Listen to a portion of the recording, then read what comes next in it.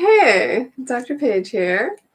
So I wanted to talk about the truth about the yips. I mean, people get so afraid to even say the word the yips, particularly baseball players, pitchers, catchers, because you don't want to develop them. It's kind of like a taboo thing.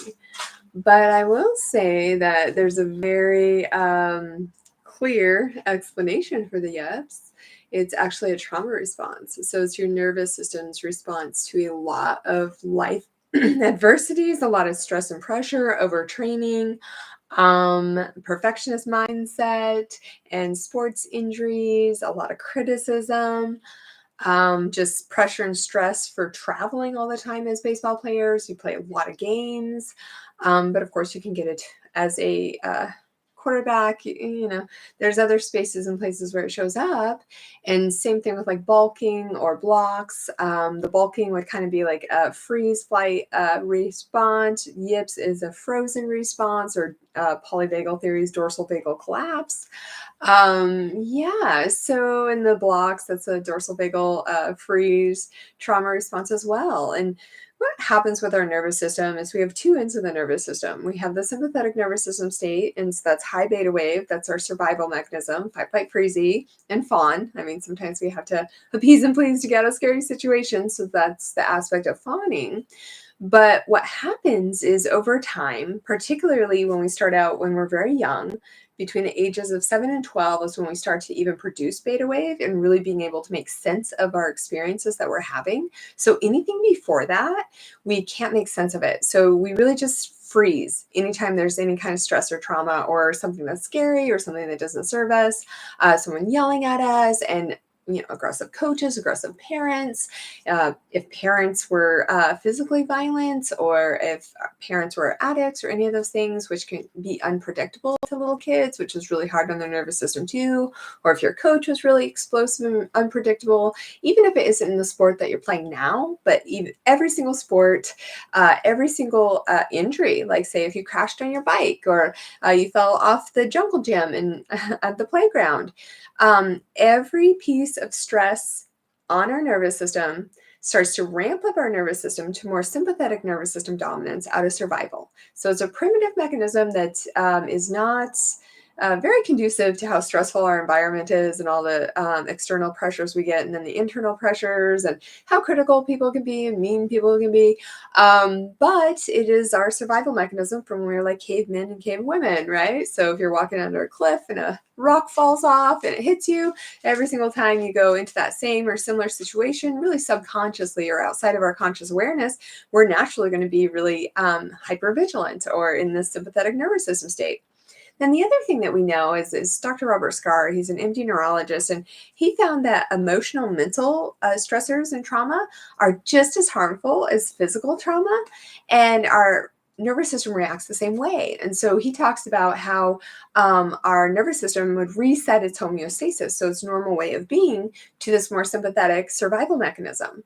So over time, we get all these experiences, and we don't really have time to make sense and fully process experience, especially when we're really young, when we're not making that beta wave to really be able to make sense of things and even create anxiety or worry about things.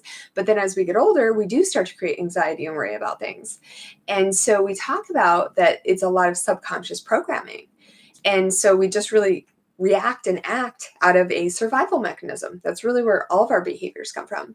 Even when we start looking at like a trauma responsive fight, if you're really explosive and have a quick tempered and react really quickly and are into fighting and all that kind of stuff, we know that that's going to be more your fight trauma response. So when it comes to the dorsal vagal collapse and the freeze response, it truly is our nervous system is maxed out. We're stuck in sympathetic nervous system state, and we're really not able to come down and stay in that alpha flow state, which would be the optimal performance zone, right? It's our intuitive, it's calm, cool, collected, confident, composed. And then the lower end of our nervous system is the parasympathetic. So that's the rest and recovery. And that's where we're like theta brainwave and then dropping into being able to drop into REM sleep and have dreams. Because when we dream, we are processing through emotions for the day, no matter how weird they might be. That's when we process our emotions. So a lot of times when I'm working with athletes and they're starting to get some of these blocks, or starting to get symptoms of the yips, or just throwing wild or whatever that looks like, or not having the accurate throws that they were able to do, I asked them, it's like, how are you dreaming? They're like, no, I don't dream. I'm like, okay, yeah. So you're pretty stuck on, as we'd say. But what we do, because we take in all this information, we organize memories based off past experiences. So anything that's kind of similar to that situation, we're just going to organize that and trigger cortisol if it's a negative one. And the cortisol triggering comes from our amygdala, which is a pea-sized organ in our brain. That's like our little alarm system, and it makes us produce cortisol. And then we create this memory network of like cortisol elicited memories. And really, when we're taking in an experience, we're taking in as much information every second of every day as an encyclopedia. So it's really subconsciously, we're just organizing things and our nervous system's reacting. So it's that body arousal we talk about in sports psychology compared to the cognitive anxiety. So even if you're not cognitively even stressed out there, your body's reacting. So, and that's where you get kind of the heart racing, get sweaty, like, you start to lose your flexibility. That muscle guarding starts to start, where our body's going into that torsion, and the dural motor sheath around the brain, the spine is tightening. So all of those things combined is what creates the yips. But the really amazing thing about it all is that we can actually reprocess all of these experiences, life ones, sports ones, all of them, even the overtraining aspects of things. We reprocess them. And how we do that is we drop someone into the altered consciousness state, which is actually the alpha flow state.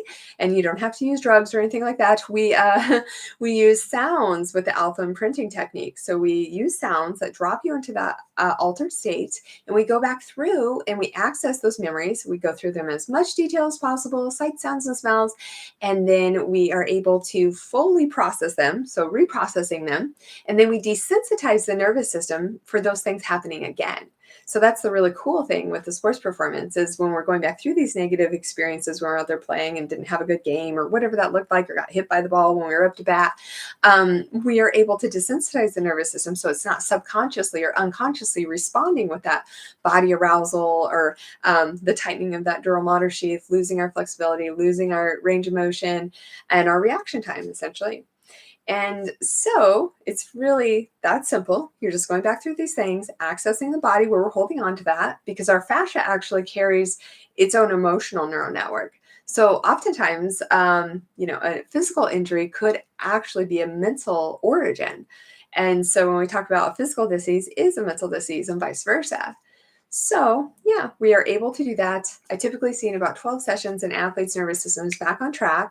I did QEG brain scans for the last 10 years to be able to show a pre and post with athletes that we actually do enhance their reaction time. So we have 18 little electrodes on the head, and we can see audiovisual and physical reaction time actually improves after we do this technique, because it's the releasing of that dural motor sheath around the brain and the spine. It's regaining our full nocioreceptor communication. That's a little electrical communication in our muscles that communicate with our midbrain, and then gets you back on track. So really cool stuff. And then also on the QEGs, we could see the beta theta ratio decrease. So you're not going all the way up into that fight, flight, freezing, and then coming back down and having depressive states or feeling completely exhausted, that kind of fatigue that doesn't really have an origin. You're just feeling heavy, you can't train, that kind of stuff.